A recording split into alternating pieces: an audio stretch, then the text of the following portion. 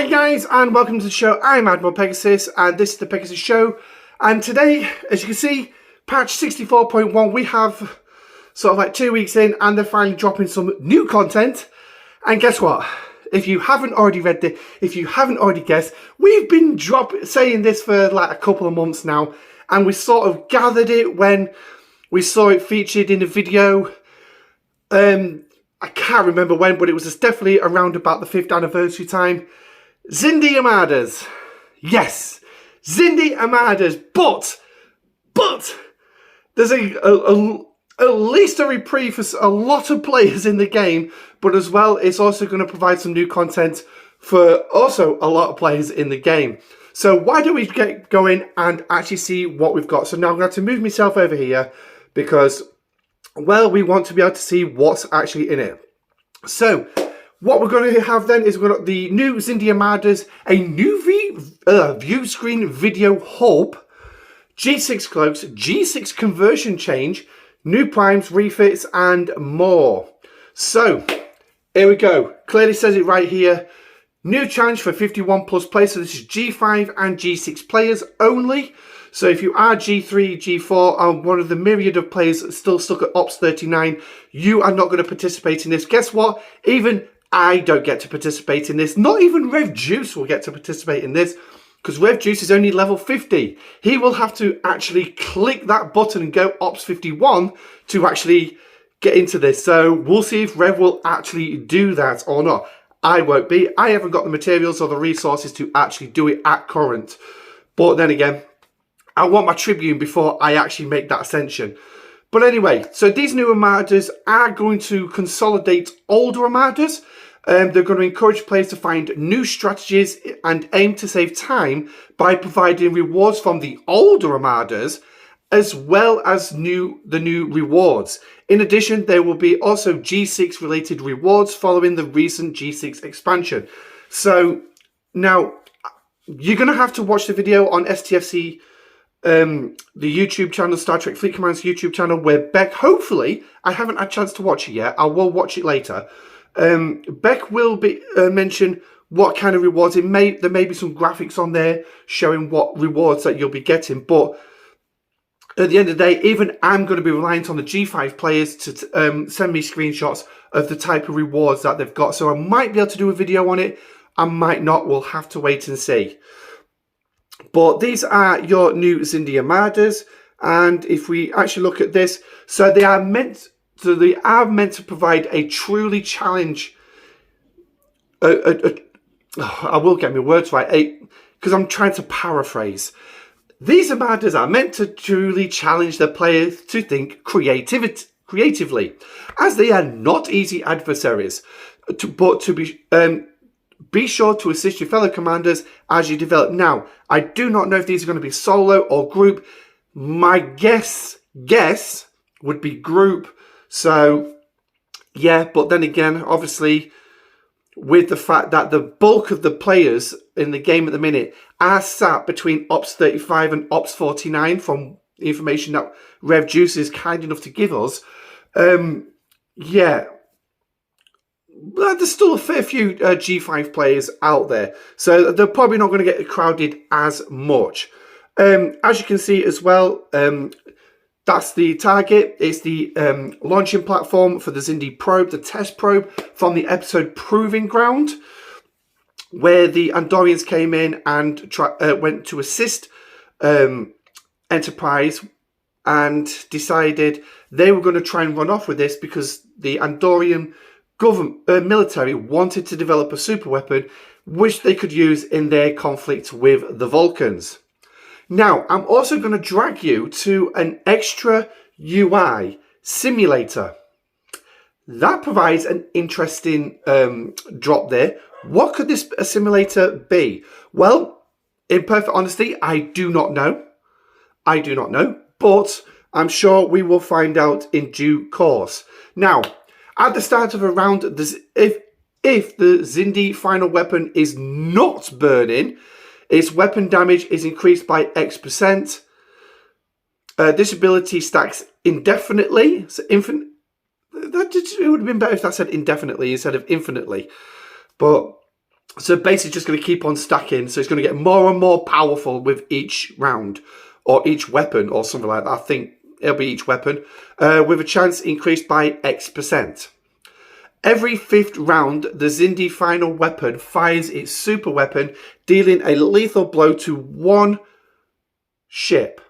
This weapon can be disabled if the Xindi final weapon is assimilated at the start of the round and the weapon would fire. Oh. Does that mean that the assimilate stat is now coming into this? We all know that the assimilate stat is actually a PvP mechanic, so I'm guessing it's going to be used here. So, all the more reason to do those ridiculous, boring expansion cubes. Yeah, I guess I'm going to have to actually start cracking through those directives of mine that I've got. Yay! More work for me to do to save up for. But anyway, the Xindi Armadas will live in G5 space, and there are 2 rarities, common, uncommon, and rare, so there'll be no epics. Now, obviously, it does say G5 space, but yet they were in the image it was showing the reptilians. So I would hazard a guess it's going to be the G5 area of Xindi space. As a guess, I do not know. It will be worth exploring the map when the game goes live. Also, as a quick throw in here, do not forget to update your game client. There will be a daily claim, and the rewards will be segmented by ops level range, and some of the rewards from these will include G6 materials, resources and speed ups, artifacts and temple artifacts, ship blueprints and more. Now you can see just coming up here is the view screen. I took a quick read of this briefly coming back home off the school run. As you can see, yeah, this is going to be for at the initial launch between Ops 2 and 10. So basically, I think this is going to be a new metric, a new way of teaching players how to play the game. So it is an in-game video hub with the sole purpose of providing easily accessible educational content to users to drive awareness and engagement of new features and content. Now, this is a good idea because this will assist the content creators as well, because obviously we can play these videos and run through what's actually going on here. Obviously, it will also give us a better understanding, especially for players, little content creators like myself, who don't have an NDA, we don't have access to all the information. We have to wait for this, and then we have to run tests in the game to figure out how something works. It's like that event for flocks, the species one. Yeah, if it won't, I did log into the game, and it wasn't until I read Discord, and it was so confusing what they were trying to explain. So I went into game and had a look. I was like, what? It took me about 10 minutes to get my head around it. I mean, that was incredibly slow for me, but yeah. But this will be routinely updated with content such as the patch notes and feature spotlights like special announcements, ships and event types, etc. As well as higher level content. So this will eventually expand all the way up to G7. G6. Obviously, we all know G7 is going to come somewhere down the line, but so now looking at this, it's going to be on your main news feed in the station. But obviously, if there's a UI, maybe that simulator might be the UI quick button. I don't know. We'll have to wait and see. The view screen will be segmented out by ops level ranges. So obviously, you'll only be able to see certain aspects to appropriate to your level. So basically means I would be able to see, I think, everything from level 2 all the way up to level 49 for me. So, and obviously if you're in the G5 and the G6, you'll get all that information too. So, yeah, I might not be able to rush ahead and see future videos. We'll have to wait and see. So, players will only be able to see the content that is relevant to them. This hub will have a direct connection with the Star Trek Fleet Command YouTube channel. So find So if you find yourself moving up a level in the segment but want to refer back to content in a previous section, that content will still be available on the YouTube channel. So yeah, basically then it's just contradicted me and told you actually what's going to happen. All that information will be on the Star Trek Fleet Command YouTube channel. If I remember, I will put a link to it in the description.